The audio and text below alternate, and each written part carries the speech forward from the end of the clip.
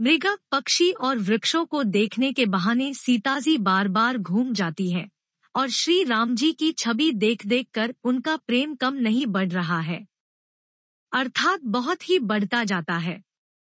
शिवजी के धनुष को कठोर जानकर वे विसूरती मन में विलाप करती हुई हृदय में श्री राम जी की सावली मूर्ति को रखकर चली।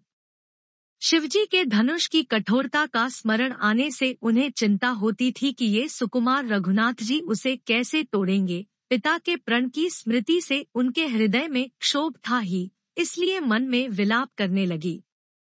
प्रेमवश ऐश्वर्य की विस्मृति हो जाने से ही ऐसा हुआ।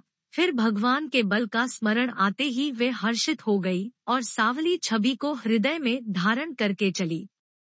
प्रभु श्री राम जी ने जब सुख, स्नेह, शोभा और गुणों की खान श्री जानकी जी को जाती हुई जाना, तब परम प्रेम की कोमल स्याही बनाकर उनके स्वरूप को अपने सुंदर चित्तरूपी भित्ति पर चित्रित कर लिया।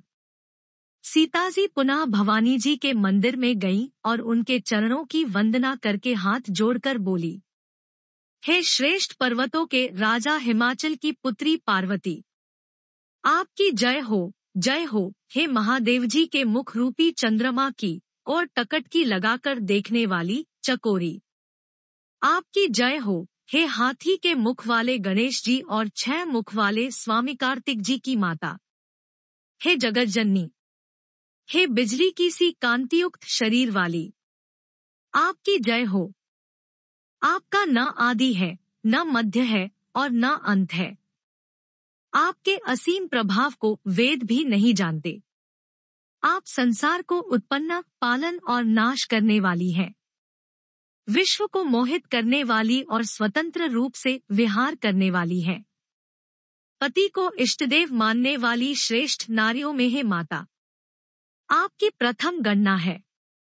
आपकी अपार महिमा को हजारों सरस्वती और शेषजी भी नहीं कह सकते। हे भक्तों को मोहमांगा वर देने वाली, हे त्रिपुर के शत्रु शिवजी की प्रिय पत्नी, आपकी सेवा करने से चारों फल सुलभ हो जाते हैं। हे देवी, आपके चरण कमलों की पूजा करके देवता, मनुष्य और मुनि सभी सुखी हो जाते हैं। मेरे मनोरथ को आप भली भांति जानती हैं, क्योंकि आप सदा सबके हृदय रूपी नगरी में निवास करती हैं। इसी कारण मैंने उसको प्रकट नहीं किया। ऐसा कहकर जानकी जी ने उनके चरण पकड़ लिए। गिरिजाजी सीताजी के विनय और प्रेम के वश में हो गई। उनके गले की माला खिसक पड़ी और मूर्ति मुस्कुराई। सीताजी ने आदरपूर्वक उस प्रसाद माला को सिर पर धारण किया।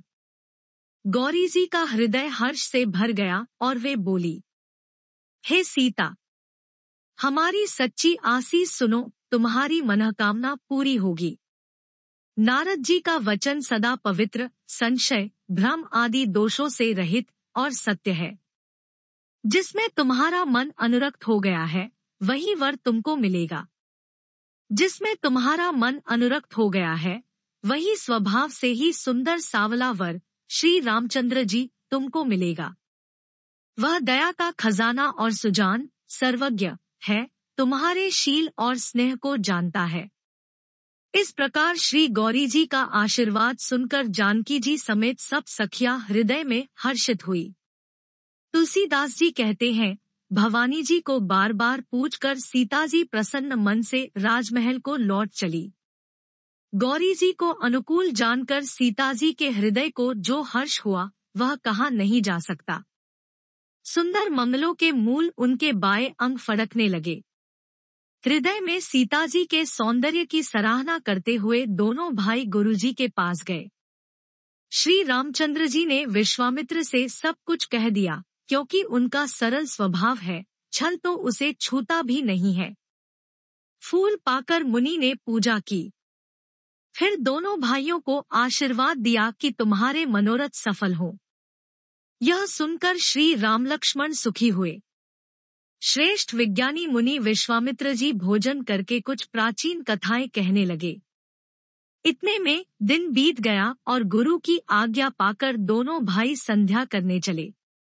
उधर पूर्व दिशा में सुंदर चंद्रमा उदय हुआ। श्री रामचंद्र जी ने उसे सीता के मुख के समान देखकर सुख पाया। फिर मन में विचार किया कि यह चंद्रमा सीताजी के मुख के समान नहीं है।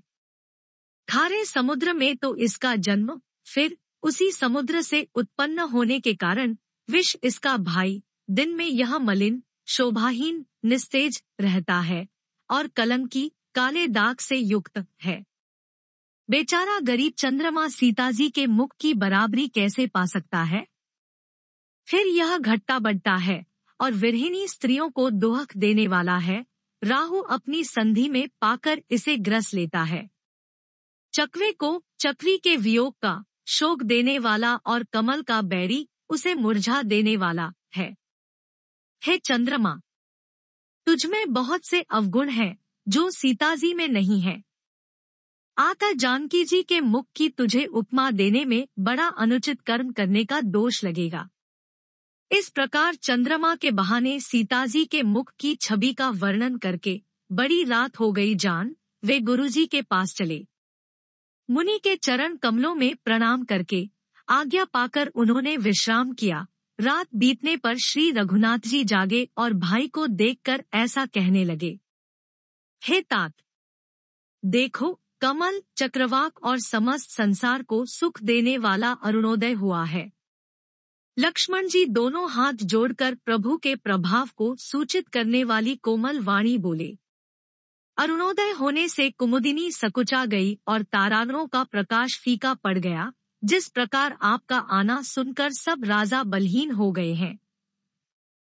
सब राजा रूपी तारे उजाला, मंद प्रकाश करते हैं, पर वे धनुष रूपी महान अंधकार को हटा नहीं सकते। रात्रि का अंत होने से जैसे कमल, चकवे, भौरे और नाना प्रकार के पक्षी हर्षित हो रहे हैं, वैसे ही है प्रभु।